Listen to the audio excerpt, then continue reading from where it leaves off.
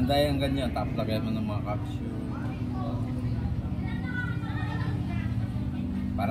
Para ikaw naging original na ano.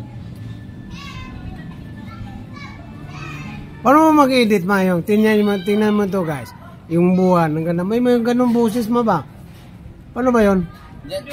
Ha? Yung boses na parang matanda? Kaya nga. Sa ano? Yung i-edit yung boses? Magsasalita ka, i-edit ang boses? Para, sa ano, te? Si Duday ang marunong mag-edit ng ano. Sa boses?